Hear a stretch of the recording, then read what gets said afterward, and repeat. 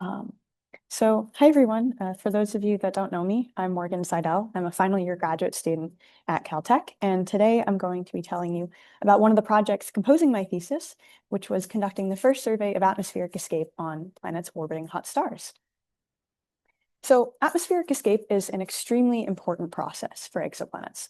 Most known exoplanets orbit very close to their host stars.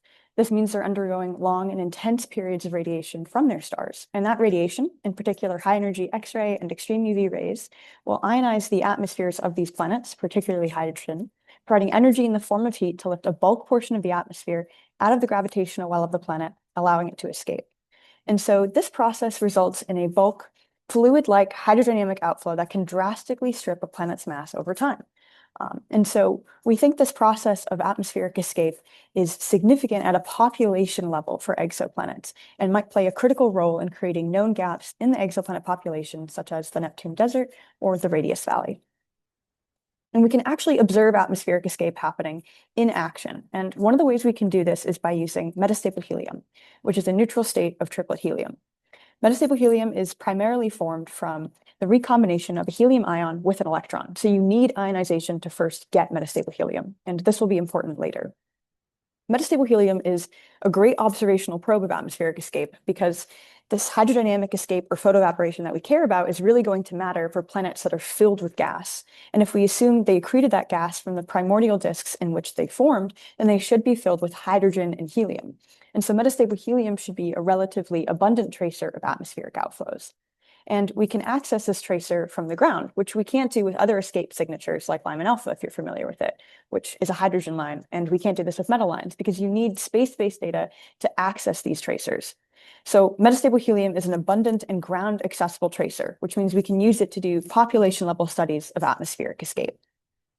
And importantly, metastable helium absorbs a 1083 nanometer photon, and it's this absorption that we can use to actually probe atmospheric loss. So this technique of using metastable helium to detect atmospheric outflows has been widely successful so far. To illustrate this, I have a plot here showing confirmed exoplanets as white-gray background circles, and the different colored circles correspond to robust detections of atmospheric escape using metastable helium.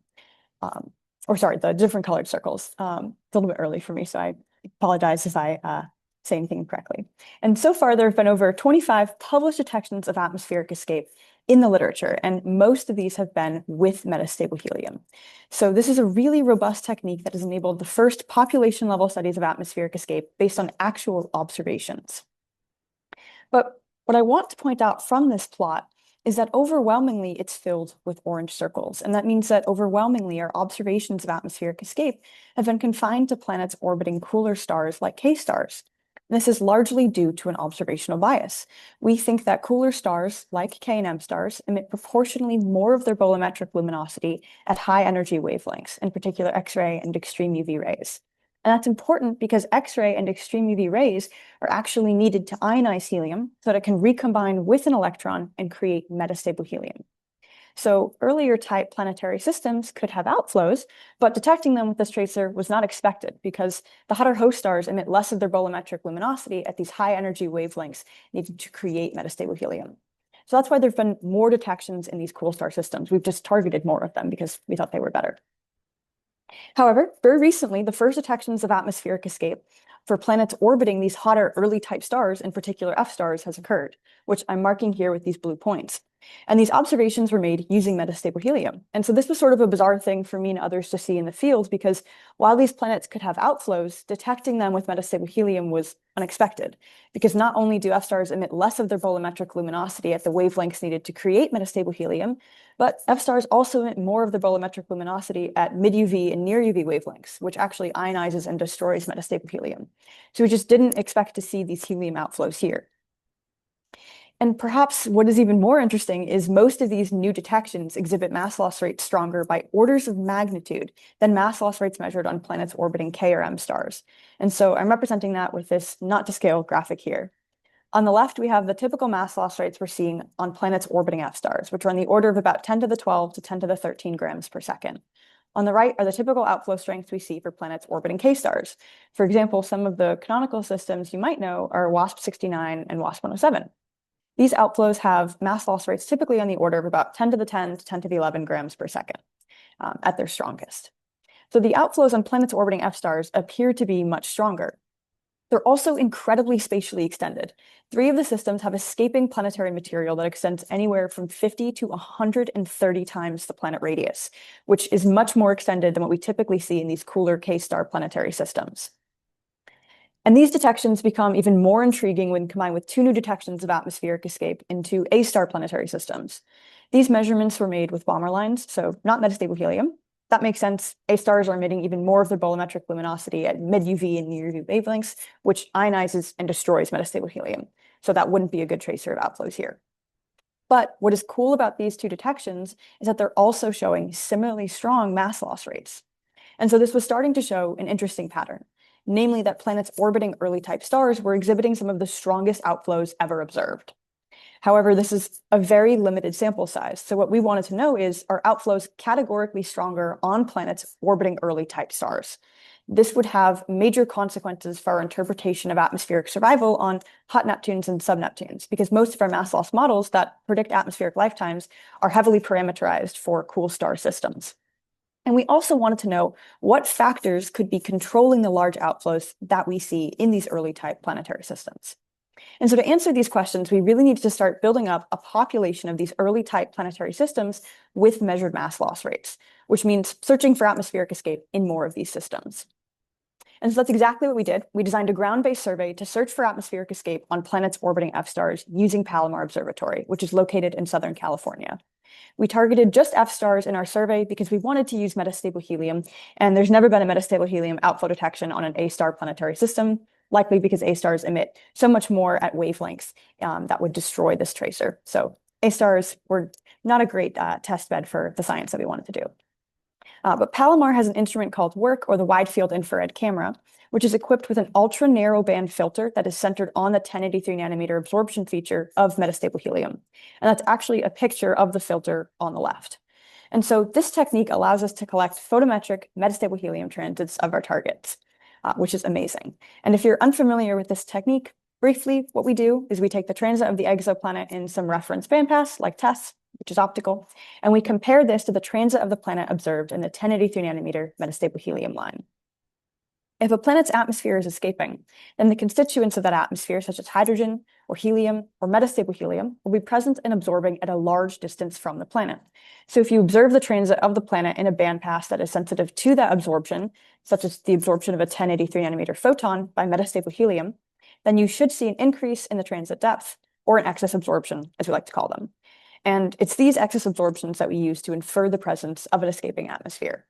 So using this technique, we studied 6 F-star planetary systems to search for metastable helium outflows. And I do have some results to share with you all. I'm very excited about finally having results. I've been working on this survey for over 2 years. I was weathered out on 12 out of 23 nights, which is horrible. I think I have the worst luck of any observer alive, which unfortunately is continuing. But any ground-based observers will know how terrible it is to lose a night of sleep, sitting up with a telescope, waiting to get some photons amidst clouds, or hoping to open the telescope up, but the humidity always hovers just above the observatory's cutoff threshold. And I even started to plan nights just in the summer to avoid the bad weather in the winter. And then there were fires near Palomar because it's Southern California and we had to close, so I just couldn't win. But I finally made it and collected all of the data as of February of this year. So the survey is complete and I'm really thrilled about that. And what you're looking at from left to right are 5 transit observations centered on that 1083 nanometer metastable helium line as observed with Palomar. So these are effectively metastable helium transits. And the dates of the observation are noted in the lower right, and the name of the planet is in the top left, along with the detection significance of each excess absorption. And so our black points are bin data points. The blue line is the best fit transit model to the actual observed transit, but the depth is fixed to the nominal transit depth. The red line is the best fit transit model, actually allowed to fit our data and the depths of the transits we observe. And so as you can see, we have 4 detections of excess absorptions, or 4 signatures of escaping atmospheres. And you can think of the depth of the excess absorption as being roughly proportional to the mass loss rate. So we're seeing 2 very strong outflows on the right, and we're seeing 2 much weaker, more tentative outflows on the left. But even these 2 sigma detections are interesting to us because it's telling us these are not strong outflows. We also had two non-detections for two of our systems, which are WASP-103 and KELT-7, which I'm showing here. Okay, so what do our initial results mean in the context of the previous literature measurements? Do we see similarly massive outflows, and can we explain what's going on? To understand what's going on, we need to compare our escape measurements to those in the literature, but how do we compare them? Well, we can compare them by looking at factors we know are important for mass loss. One factor that is really important for atmospheric escape is the actual power for the outflow, or the X-ray and extreme ultraviolet radiation the planet receives. This is what drives atmospheric heating and escape. So on one axis, we have the XV flux at the planet's orbit. Now, another factor that is really important for atmospheric escape is something I like to call Roche filling factor, which is just the fraction of the planet's radius that's filling the Roche lobe. So you can almost think of this as a factor describing how likely it is that a planet will undergo Roche lobe overflow, or catastrophic atmospheric mass loss. So if the planet radius is filling a large fraction of the Roche lobe, represented by the large ratios at the top of the vertical axis, the chances of that planet's atmosphere filling and surpassing the Roche lobe and undergoing Roche lobe overflow are high. So Roche filling factor and the XeV flux the planet receives are two very important factors for mass loss. Now, here are the literature detections of atmospheric escape in early type planetary systems, with their point size scaled to the measured mass loss rates reported in the literature. Most of these detections exhibit mass loss rates on the order of 10 to the 12 grams per second or higher, as I mentioned earlier. So again, we're seeing these predominantly very strong outflows. And for reference, the horizontal dashed lines mean we don't know the XeV fluxes for the host stars. So we don't know the true XeV flux received by the planet. So we're showing a range of possible XeV fluxes based on proxy stars that are close matches to the actual host star in effective temperature, stellar rotational velocity, etc. And I've listed those proxies below. So interestingly, all of these literature detections are clustered at really high Roche filling factors. And so this was definitely a hint that Roche lobe overflow might matter in setting the strong mass loss rates in these early type planetary systems. So to test if Roche lobe overflow really matters, we wanted to look at things above and below the literature detections in terms of Roche filling factor. Do we see strong outflows above, and do we see weak or no outflows below the literature detections? So below the literature detections, I'm plotting our survey results in blue, and the point size is also scaled to the retrieved mass loss rate. And so below these literature detections, we have a non-detection for KELT-7b, as I mentioned earlier, and I'm representing that non-detection as an open circle with dashed lines. This is as empty of a symbol I could think of to represent the lack of a detected outflow. So we also had two tentative less than 3 sigma detections for the WASP-93 and HAPI-8 systems, which also lie below the literature detections in terms of Roche filling factor as well. And so I'm representing these tentative detections as open circles with solid lines. This symbol is sort of empty, but not as empty as the symbol I chose for the non-detection. So I hoped that would represent kind of the intermediary tentative state where there could be outflow, but there also might not be. So again, for these two systems, we're seeing these horizontal lines. That just represents systems with unknown stellar XeV fluxes. So we had to adopt proxies to estimate the flux received at the planet. And so keen eagle-eyed folks will notice that at different XeV fluxes, the point size is different for the same planet, which shows you how important the XeV flux is in setting the retrieved mass loss rate. But that's just me on my soapbox. Okay, so the main takeaway here is that at low Roche filling factors below the literature detections, where the planets are likely not undergoing Roche lobe overflow, we saw very weak outflows or no outflows at all. And so this seemed to support the idea that Roche lobe overflow matters in setting the observed mass loss rates in early type planetary systems. This idea would really hold if we saw strong outflows above the literature detections, indicating a clear trend that Roche lobe overflow is really driving these outflows. And that's actually what we saw. We obtained a really strong detection for WASP-12b that has a similarly strong mass loss rate to the cohort of literature detections. So we saw strong outflows at high Roche filling factors and weak or no outflows at low Roche filling factors. And so this reaffirmed the idea that Roche lobe overflow does matter in setting the strong mass loss rates for these early type planetary systems. However, there's always a problem child, and that's what we had for WASP-103b. We got a non-detection corresponding to a really low mass loss rate. WASP-103b is located at the top of the plot.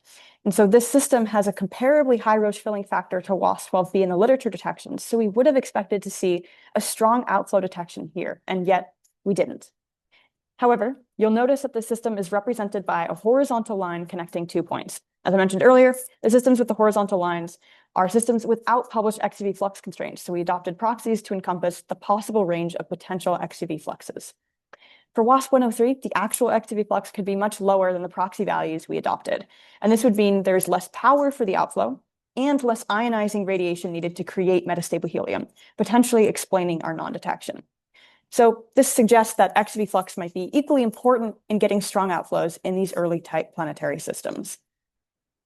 However, all of our planets are clustered at sort of similar XUV fluxes. And to really see if XUV flux is equally important to Roche filling factor, it would be really nice if we had a point that had a really low Roche filling factor, but really high XUV flux, something in the lower right of this plot.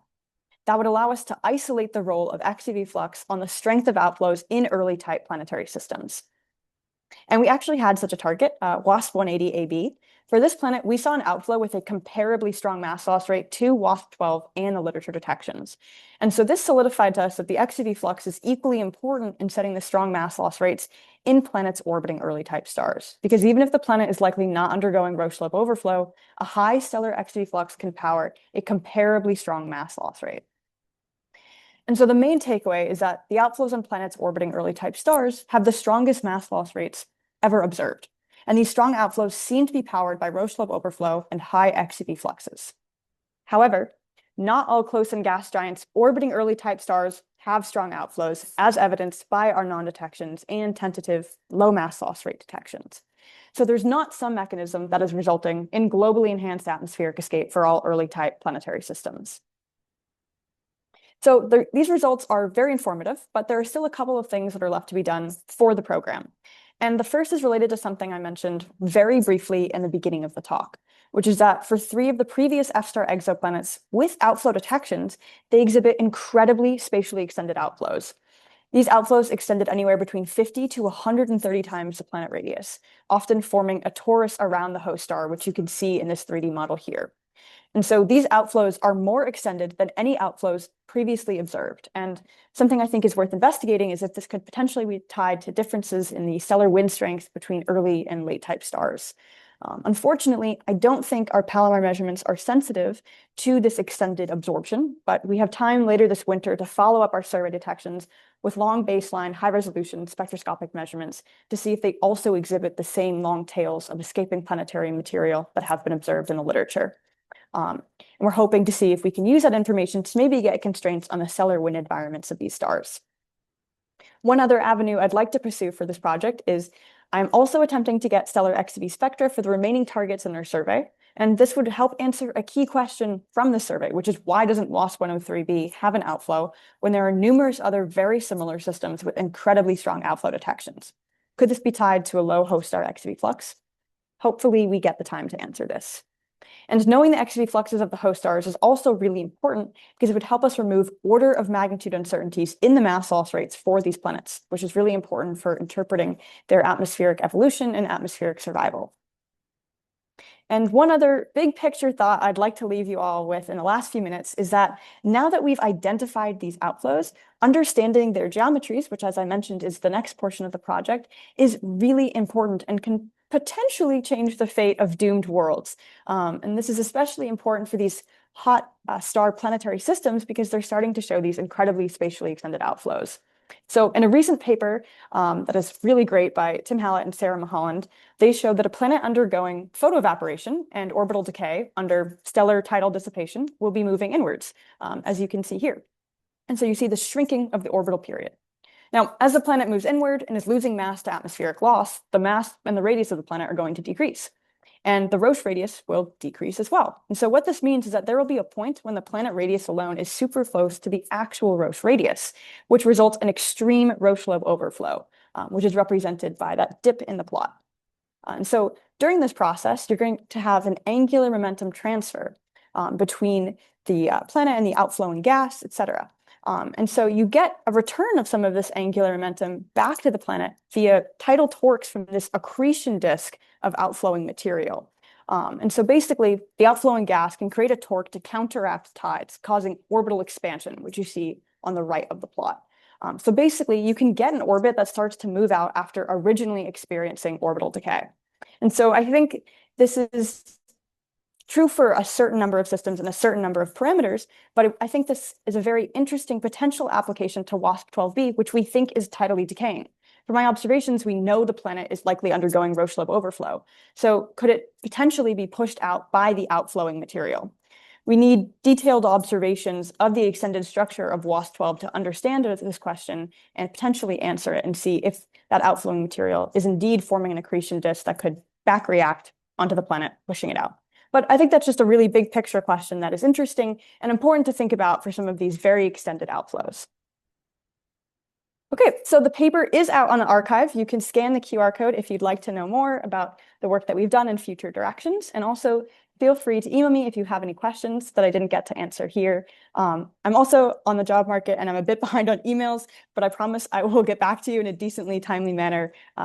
I'm doing my best. It's a lot. But thanks for tuning in, and I'm happy to take any questions that you have. Thank you very much, Morgan. Great talk.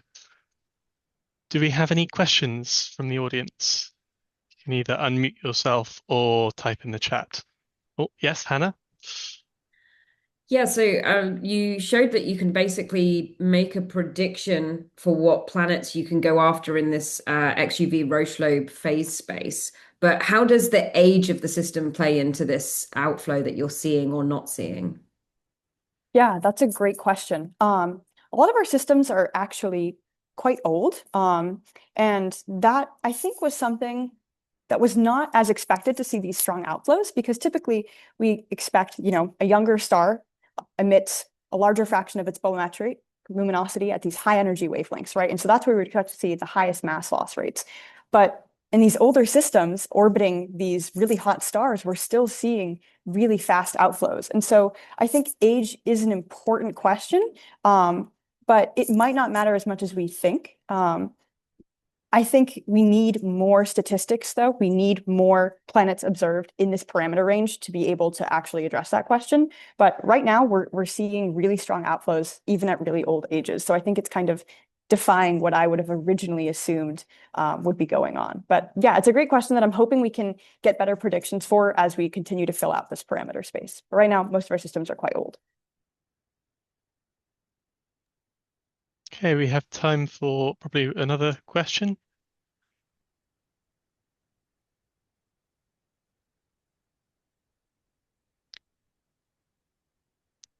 Well, I was going to ask actually, what sets the XUV flux of the stars? Is it something that's predicted by stellar parameters, or is it more to vary between individuals more? Oh, do you mean the XV fluxes that I've actually plotted on the diagram? Like, where are those coming from? Yes, or are they more set by orbital periods? Mm. Sorry if this is a stupid question. No, it's not at all. I'm not a star person, so I will do my best to answer this. But first, those XUV flux measurements are coming from high energy telescopes, so things like XMM, I think. And those are going to give you a great estimate for the X-ray flux, but you have to do a bit of a conversion and extension to get the actual UV portion to make it XUV. So there are some uncertainties there. But yeah, I mean, the main thing that's really controlling the XUV flux is going to be these convective envelopes that these stars have. And so when you move to A stars, what's really interesting is you have these smaller convective envelopes. So you're really not getting a lot of XUV flux, or you shouldn't be. So I think I am definitely a little bit cautious in interpreting the XUV fluxes reported in the literature for those two measurements. But yeah, I think definitely the rotation period, the convective envelope, those are really going to determine the XUV flux that you see. But for these really hot A stars, we definitely want to interpret that carefully and might need to think a little bit more on how those are actually obtained, those measurements. But yeah, I hope that answers your question. Great, thank you. It does. Last chance for any more questions? If not, then Evie. Yeah. Hi, sorry. If I can ask a quick question. Oh, I don't have my video on as well. So hi, Morgan. Hi. Yeah, so I just wanted to ask about kind of we talked about this before at some point about like metal enrichment of the atmosphere and stellar activity, right? And I'm kind of curious, what is the current status on like how much does the mass loss rate that you actually fit to the helium signal depend on what you know about the atmosphere and in the modeling, right? What are the uncertainties in there? Can it also be an order of magnitude different, or like what is your current take on this? Yeah, that's a fantastic question. So there are a lot of uncertainties with the mass loss modeling. Right now, we're just doing simple 1D isothermal mass loss models, so Parker-Winn models. But there are degeneracies there with the mass loss rate and the temperature. You can break those degeneracies by resolving the helium line, and then from the line width, getting the actual temperature of the outflow. And so you can be a bit more confident in the mass loss rate you obtain. But you're totally right that the metallicity is going to greatly affect the outflow. Right now, we're assuming solar hydrogen helium outflows for these gas giant planets. But if you were to assume a more metal-rich outflow, your mass loss rate is going to decrease. And so that's something that we're only, I think, just starting to move into as a mass loss community, and we need to fine-tune those models a little bit more. The 1D solar models are a bit better at the moment. They're just more developed, but yeah, the metallicity is definitely a huge factor that we need to consider more. For these gas giants, I think it's going to matter a little bit less as you move to these smaller sub-Neptunes where we're really starting to see these metal-rich atmospheres. I think that's when it's going to matter the most. And then I would say the other huge uncertainty is the XUV flux. As you saw in that diagram, depending on what you use as your input XUV flux, you can get drastically different order of magnitude different mass loss rates. And so that's going to completely change your interpretation of the atmospheric survival on these planets. So I think to first order, that information is needed. And then if we can get, atmospheric metallicity constraints, that would be great. But I'll leave that to the people that do that.